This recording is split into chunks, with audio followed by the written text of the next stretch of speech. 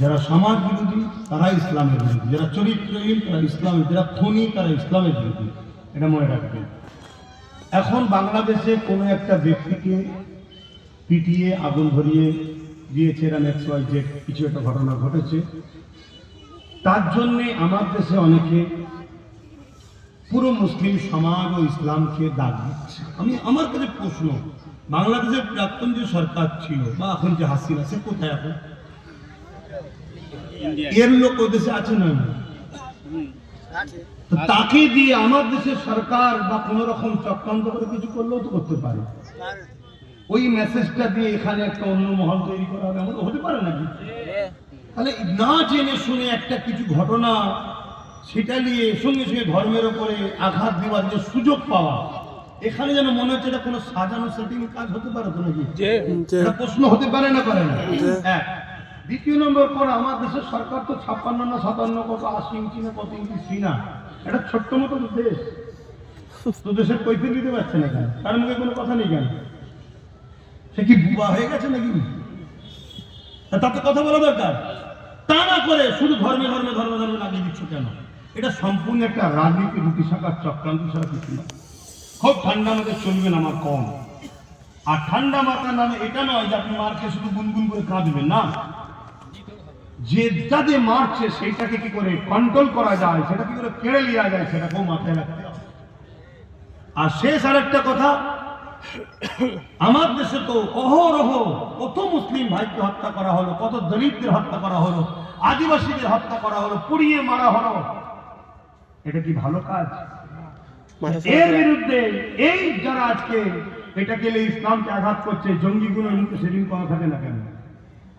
এটা একটা প্রশ্নের বিষয়। মনে রাখবেন, ইসলাম কখনো কোনো ধর্মের বিরুদ্ধে লড়াই করেনি, আর আমরাও করি না।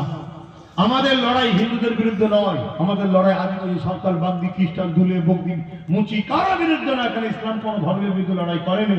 আমি চ্যালেঞ্জ দিচ্ছি, কেউ যদি প্রমাণ করতে পারে, যা শাস্তি দেবেন তাই মেনে নেব। ইসলাম লড়াই করেছে জালিমের বিরুদ্ধে, আজকেও জালিমদের বিরুদ্ধে মুসলমান আমরা লড়াই করবো। কারা রাজি আছো? হাত তুলে দেখো, হাত তুলে বলে লড়াই করতে রাজি আছো? যদি যুদ্ধ পর্যন্ত করতে হয়, আমরা যুদ্ধ করতে রাজি আছি জালিমদের বিরুদ্ধে। রাজি আছো? তৈরি হও, আগামী দিন বিরাট বড় যুদ্ধ হবে।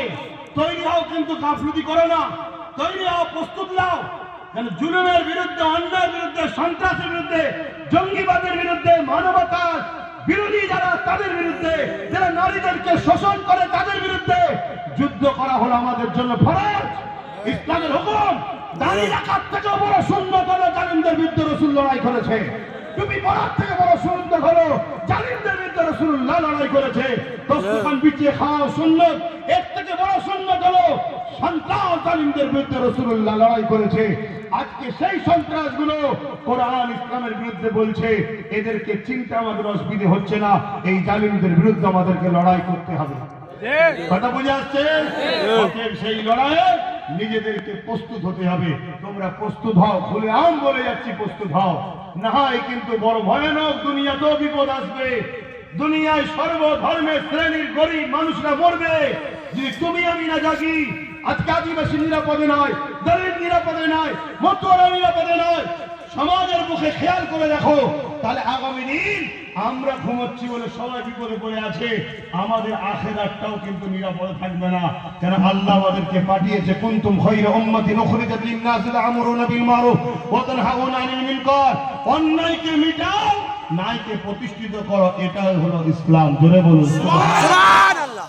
আজকে তিলোত্তমা বোন এখন ইনসাফ পেয়েছে। কেন পাইনি? এই জন্য পাইনি, সরকার ইনসাফ দিতে চাইনি। এই যারা নারীদের, রেপিস্টদের পাহারা দেয়, এরা হলো আমাদের নজরে সমাজ বিরোধী, জালিম। এদের বিরুদ্ধে লড়াই করা ইসলাম আমাদেরকে ফরজ করেছে, করতে হবে।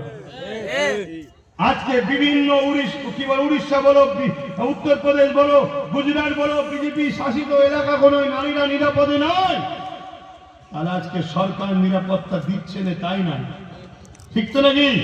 তাহলে এই সরকার নারীদের উপরে শোষণ করছে, জুলুম করছে, এদের বিরুদ্ধে লড়াই করতে ইসলাম বলেছে।